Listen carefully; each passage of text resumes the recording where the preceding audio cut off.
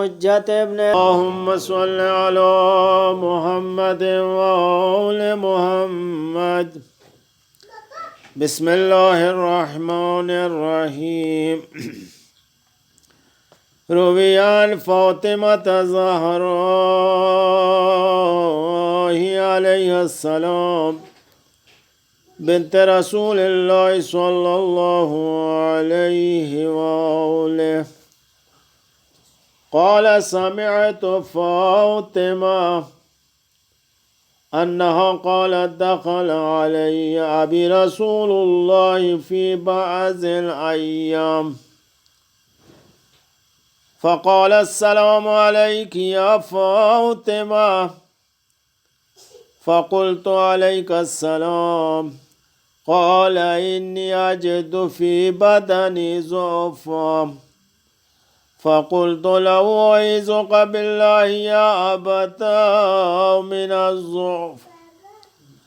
فقال يا فاطمة ائتيني بالكساء اليمان فغطيني به.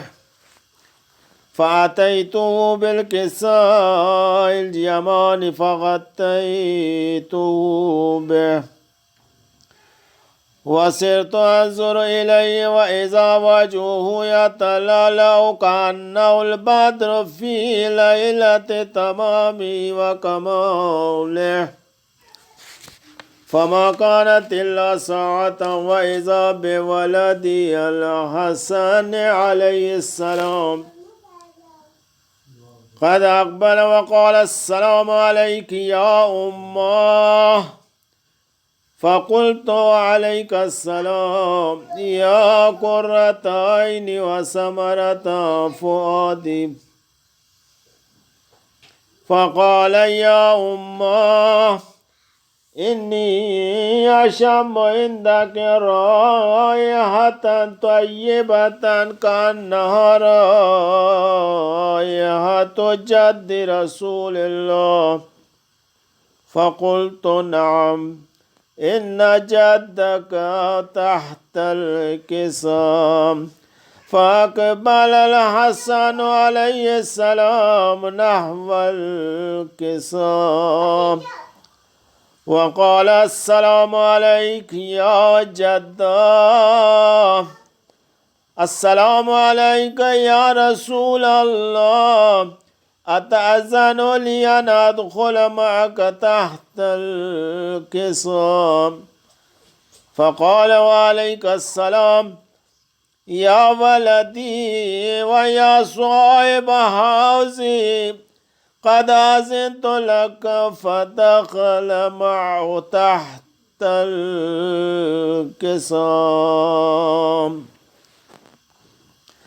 فما كانت إلا ساعة وإذا بولدي الحسين عليه السلام قد أقبل وقال السلام عليك يا أمه.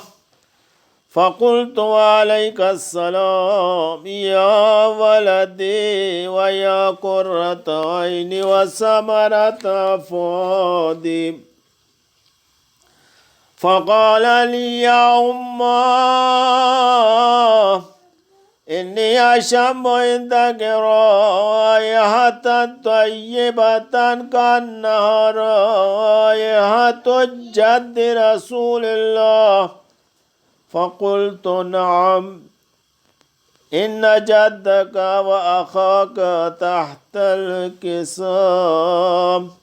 فدنا الحسين عليه السلام نحو الكسام وقال السلام عليك يا جدة،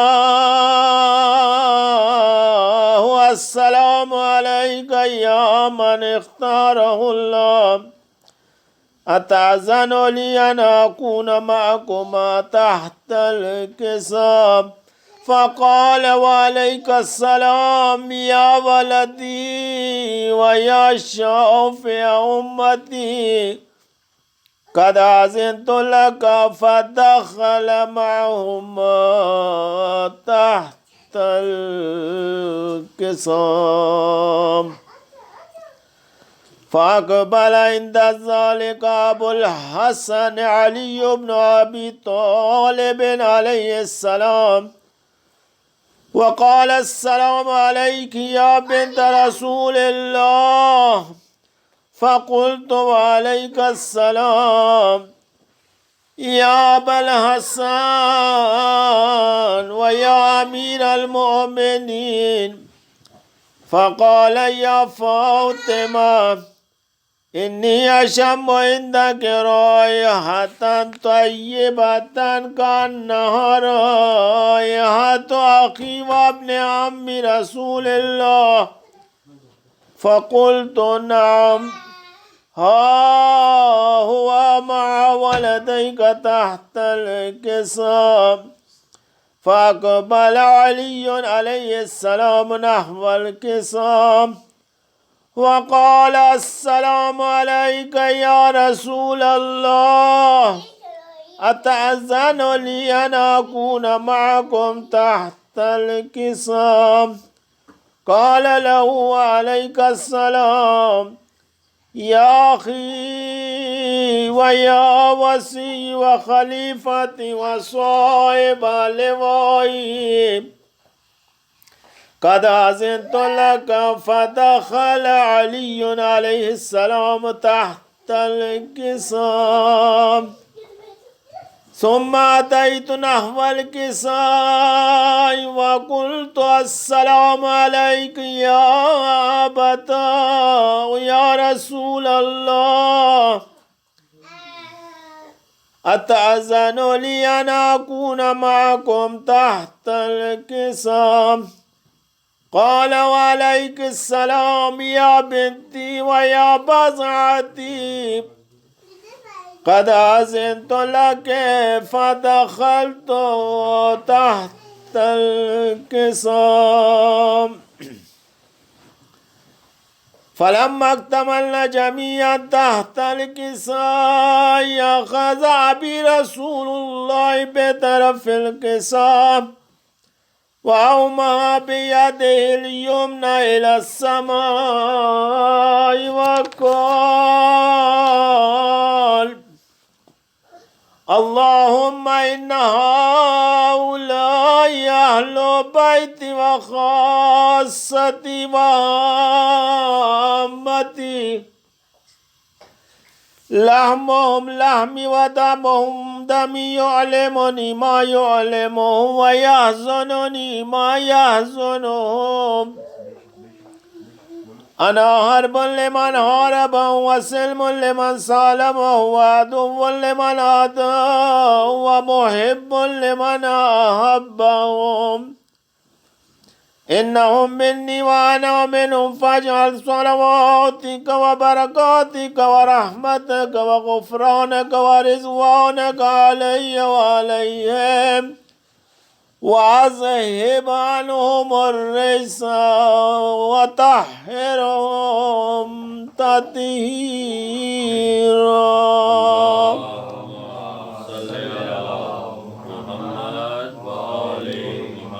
فقال الله عز وجل يا ملائكتي ويا سكان السماوات إنما خلقت سماء مبنية ولا أرضا مدهية ولا قمرا منيرا ولا شمسا مضيئة ولا فلكا يدور ولا بحرا يجري ولا فلكا يسري إلا في محبة هؤلاء الخمسة الذين هم تحت الكساء. فقال الأمين جبرائيل يا رب ومن تحت الكساء؟ فقال عز وجل هم أهل بيت النبوة ومعدن الرسالة هم فاطمة سلام الله عليها وأبوها وبعلها وبنوها. فقال جبرائيل يا رب أتأذن لي أن أهبط إلى الأرض لأكون معهم سادسا. فقال الله نعم قد أذنت لك. فهبط الأمين جبرائيل وقال السلام عليك يا رسول الله. العلي الأعلى يقرئك السلام ويخصك بالتحية والإكرام ويقول لك وعزتي وجلالي إني ما خلقت سماء مبنية ولا أرضا مدهية ولا قمرا منيرا ولا شمسا مذيعة ولا فلكا يدور ولا بحرا يجري ولا فلكا يسري إلا لأجلكم ومحبتكم. وقد أذن لي أن أدخل معكم فهل تأذن لي يا رسول الله؟ فقال رسول الله وعليك السلام يا أمين وحي الله إنه نعم قد أذنت لك. فدخل جبرائيل معنا تحت الكساب فقال لأبي إن الله قد أوحى إليكم يقول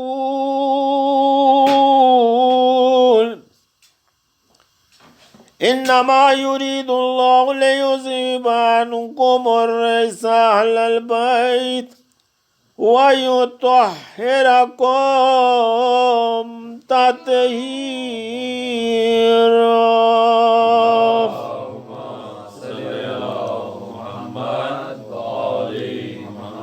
فقال علي عليه السلام لأبي يا رسول الله صلى الله عليه وآله أخبرني ما لجنوسنا وذا تحت الكساء من الفضل عند الله.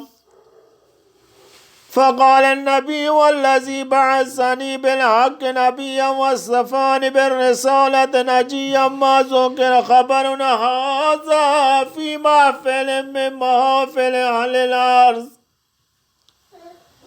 وفي جمع من شيعتنا ومحبينا إلا ونزلت عليهم الرحمة وهفت بهم الملائكة واستغفرت لهم إلى أن يتفرقوا.